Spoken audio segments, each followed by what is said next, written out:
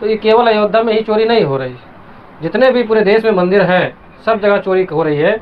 और वो चोरी करने वाला कोई दूसरा नहीं है, कोई एक ही जाति विशेष वर्ग का है, वो ब्राह्मण कम्युनिटी के लोग हैं। कहा कि मंदिर में जो पेटियां रखी गई हैं, दान पेटियां, उसमें ना कभी आप ताला लगते हुए देखे होंगे, ना भी खोलते हुए देखे होंगे। हम बहुजन समाज के लोग या 85% समाज के लोग केवल डालते हैं। मंदिर में दान पेटी ब्राह्मणों का वो एटीएम है, जो जिसको केवल निकालने का अधिकार है। बाकी 85% लोगों को केवल डालने का अधिकार है।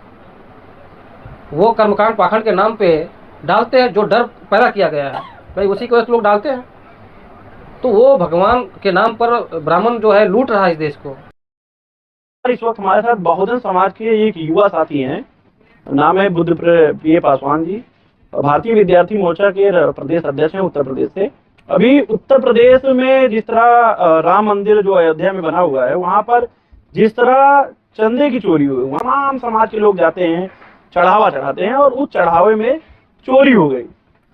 और जिस तरह चढ़ावे बहुजन समाज के लोग चढ़ाते हैं और चोरी हो गई, और बहुजन समाज का उसमें गिना चुना कोई व्यक्ति नहीं है। क्या कहेंगे बुद्ध प्रिय पासवान जी? देखिए, अभी जो आप ये बात कर रहे हैं अयोध्या के राम मंदिर में जो चंदा चोरी हुआ है, तो ये केवल अयोध्या में ही चोरी नहीं हो रही, जितने भी पूरे देश में मंदिर हैं सब जगह चोरी हो रही है। और वो चोरी करने वाला कोई दूसरा नहीं है, कोई एक ही जाति विशेष वर्ग का है, वो ब्राह्मण कम्युनिटी के लोग हैं। क्योंकि मंदिर का पुजारी ब्राह्मण होता है, तो ब्राह्मण के अलावा कौन चोरी करेगा? चंपत राय जी, उनके जो ड्राइवर हैं वो यादव हैं, वो भी बड़ी बड़ी बिल्डिंगें बना ली, ऐसी खबर आ रही है, क्या कहेंगे? नहीं, तो चंपत राय ड्राइवर हैं। चंपत राय जी के ड्राइवर? हाँ, चंपत राय जी के जो ड्राइवर हैं, तो चंपत राय जी के ड्राइवर को ये जानकारी हुई कि ब्राह्मण बड़े पैमाने पर लूट कर रहा है। तो जो करने वाले लोग हैं उन्होंने ये होशियारी की होगी कि अगर हम इसको भी कुछ देते हैं तो जो हमारे राज हैं, हमारे राज्य बरकरार रहेंगे, बने रहेंगे, ओपन नहीं होंगे। और अगर जो ड्राइवर हमारा मतलब चंपत राय जी का जो ड्राइवर है उसको भी कुछ देते रहेंगे तो वह भी खुश रहेगा, वह भी किसी से नहीं कहेगा, और ये मलाई लोग खाते रहेंगे। लाइन लगाकर इस देश में सबसे ज्यादा संख्या, आप लोग कहते हैं कि 85 और 15 की लड़ाई है, 85% लाइन लगा के उसमें जाता है, चंदा देता है, राम मंदिर बनने में भी चंदा दिया, और लाइन लगा के दान पत्र में चंदा भी डालता है। उन 85% लोगों तक क्या मैसेज देना चाहेंगे? देखिए, जो 85% के लोग हैं जो चंदा लगाकर लाइन लगा करके जो चंदा दे रहे हैं, वो बेवकूफ़ और मूर्ख लोग हैं।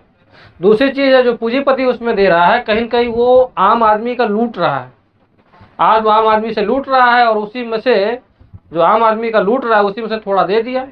मतलब उसमें से जो अगर कोई लाखों करोड़ों लूट रहा है तो 2-4 हज़ार 10 हज़ार दान कर दिया, और वो जो दान कर दिया वो जो वहाँ बैठे हुए लोग पंडा पुजारी लोग हैं वो लोग लूट रहे हैं।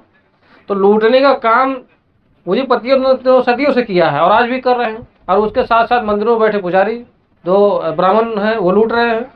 तो कहीं न कहीं यही लोग तो देश का सत्यानाश कर रहे हैं। आज देश तरक्की पे नहीं है तो इन्हीं की वजह से नहीं है। आप कैसे कह सकते हैं कि देखिए लाइन लगा के आपका समाज दे रहा है, लेकिन आपके समाज को कोई बुलाता नहीं कि आओ आप राम मंदिर आओ, तो वो क्यों जाते हैं वहाँ पर? नहीं, देखिए, बुलाता नहीं है, लेकिन ब्राह्मणी जो व्यवस्था भारत में है, जो ब्राह्मणों ने व्यवस्था बनाई, उस व्यवस्था के अंतर्गत जो बहुजन समाज के लोग हैं या 85% के लोग हैं उनको उसके माध्यम से जो है गुमराह किया हुआ है ना।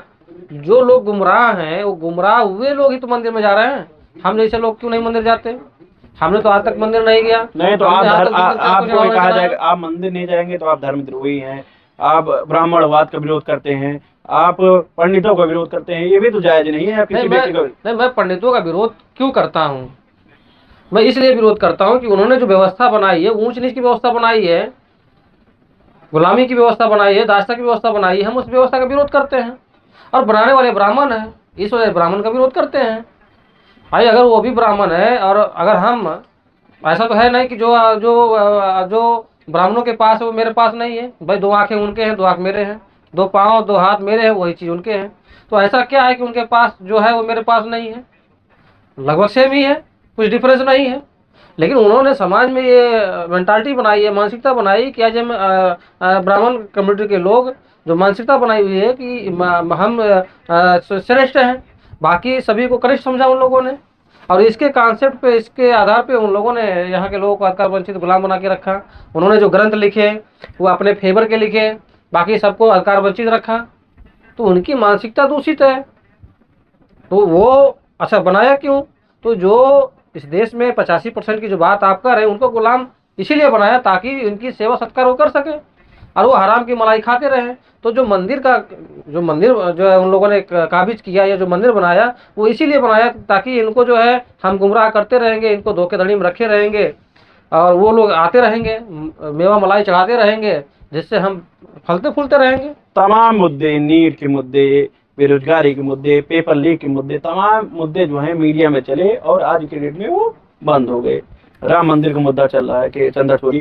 क्या लगता है कि तमाम मुद्दे को गायब करके इन तमाम मुद्दों में ये इस समाज को झोंक दिया जाता है कि आप इस मुद्दे पर चर्चा करिए, ये मुद्दा खत्म हो गया, क्या कहें? देखिए, अभी जो वर्तमान का मुद्दा चल रहा है, केवल ये नीट का मुद्दा नहीं है। लगातार जितने पेपर हो रहे हैं, सारे पेपर लीक हो रहे हैं और ये सरकार के द्वारा ही लीक कराए जा रहे हैं, कोई दूसरा लीक नहीं कर रहा है। भाई, पेपर जो होते हैं, अगर उसको जो है पारदर्शिता अगर बनाई जाए तो बनाई जा सकती है, लेकिन बनाने वाले वही लोग हैं, वही भ्रष्टाचारी लोग हैं जो मंदिरों में कब्जा किए हुए बैठे लोग हैं। वही लोग तो यहाँ भी हैं जो पेपर बनाने वाले लोग हैं। यही लोग बनाते हैं, यही लोग लीक कराते हैं। उसमें तो बर्बाद जो 85% के जो लोग हैं, उनके विद्यार्थियों का भविष्य जो है चौपट हो रहा है ना। और दूसरी चीज़, जो उच्च पदे हैं, जो फर्स्ट क्लास सेकंड क्लास की नौकरियां हैं, ये वही लोग वहाँ हैं। तो सारी व्यवस्था तो इनके नियंत्रण में है। भाई, बहुजन समाज के लोग या 85% के लोग जो हैं, वो तो थर्ड और फोर्थ क्लास में हैं। उनके पास कोई उतना पावर भी नहीं होती कोई एक्शन ले सकें। आगामी अभी उत्तर प्रदेश में 27 में चुनाव है, तमाम पार्टियां दावे करेंगी और जिस तरह 5 किलो राशन पे लोग वोट करते हैं, धर्म के नाम से वोट करते हैं और धर्म की चाशनी में लोग डूबे हुए हैं, उन तक, उन SC ST OBC के लोगों की भी आप उनकी नुमाइंदगी करते हैं, उन तक क्या मैसेज? देखिए, अभी जो जो जो विद्यार्थी युवा हैं, तमाम मामले को लेकर के लोगों को गुमराह किया जा रहा है। तो मेरा निवेदन उनसे ये है कि अभी जो राजनीतिक पार्टियां आपके बीच में आती हैं, खासकर विद्यार्थी युवाओं से मेरा सवाल है कि जो भी राजनीतिक पार्टियां आपके बीच में आती हैं, आप उनसे सवाल करो कि आप लोगों ने बारी बारी से हम विद्यार्थी युवाओं को लूटा और ठगा कि हम जीतने के बाद इन मुद्दों पे काम करेंगे, रोजगार देंगे, ये करेंगे, वो करेंगे, तमाम तरह की बातें कहते हैं, लेकिन करते कुछ नहीं है। तो मेरा उन विद्यार्थियों से ये निवेदन और अपील है कि अब कोई नेता आपके बीच में आता है तो आप उनसे सवाल खड़ा करो कि आप जो जो बातें ये कहते हो कि हम जीतने के बाद इन मुद्दों पे काम करेंगे, इतनी वैकेंसियाँ निकालेंगे, इतनी नौकरियां देंगे, ये करेंगे, वो करेंगे, वो मुझे कुछ ऐसा नहीं करना है। आप जो कह रहे हो वो बातें मुझे स्टाम्प पेपर पर लिख करके दे दो। मैं कैसे आप पे भरोसा करूं? क्योंकि जितने भी नेता अभी तक बने हुए, सारे नेताओं ने बारी बारी से लूटा ठगा है और आपने जेबी और तिजोरियां भरी हुई है। तो मैं कैसे आप पे भरोसा विश्वास करूं? भरोसा विश्वास तब होगा जब आप मुझे स्टाम्प पेपर पर लिख करके दोगे। इसके आधार पर मैं आपको वोट कर सकता हूँ, लेकिन आपको लिख करके देना होगा तो ही मैं आपको वोट और सपोर्ट करूंगा, वरना मैं वोट सपोर्ट करने वाला नहीं हूँ। तो ये विद्यार्थी युवाओं को सवाल करना होगा, उन नेताओं से करना होगा। क्योंकि साथियों, अगर आप सवाल नहीं करोगे तो आप पहले भी ठगे गए हो और अभी भी ठगे जाओगे, और इन्हीं नेताओं की वजह से देश का सत्यानाश हो रहा है। तो आप इन सत्यानाश से अगर बचना चाहते हो तो उन नेताओं से, जो भी नेता आपके बीच में आते हैं, उनसे सवाल करो। सवाल करोगे तो उनकी जवाबदेही होगी। जी, मैं लास्ट क्वेश्चन करना चाहता हूँ। लोग कह रहे हैं, बहुत सारे सोशल मीडिया इन्फ्लुएंसर हैं, बहुत सारे लोग हैं, ये बातें कह रहे हैं कि राम मंदिर की लुटाई तो हुई, जो चंदा चोरी हुआ, तो चंदा चोरी में बहुजनों को हिस्सा नहीं मिला, क्या कहेंगे? देखिए, जो भाई कैसे मिले, राम मंदिर में जो चोरी हुई, चोरी करने वाले तो वही लोग भरे पड़े हैं जो चढ़ावा आता है। आपने देखा होगा कि मंदिर में जो पेटियां रखी गई हैं, धान पेटियां, उसमें ना कभी आप ताला लगते हुए देखे होंगे, ना भी खोलते हुए देखे होंगे। हम बहुजन समाज के लोग या 85% समाज के लोग केवल डालते हैं। मंदिर में दान पेटी ब्राह्मणों का वो ATM है जो जिसको केवल निकालने का अधिकार है, बाकी 85% लोगों को केवल डालने का अधिकार है। वो कर्मकांड पाखंड के नाम पे डालते हैं, जो डर पैदा किया गया है, भाई उसी की वजह से लोग डालते हैं। तो वो भगवान के नाम पर ब्राह्मण जो है लूट रहा है इस देश को। तो ये समझने की ज़रूरत है, और खासकर जो पढ़े लिखे लोगों को इस पे उनको विचार विमर्श करना चाहिए। अगर मंदिर में जो पैसे हैं अगर लूट रहा है तो भगवान क्या कर रहा है?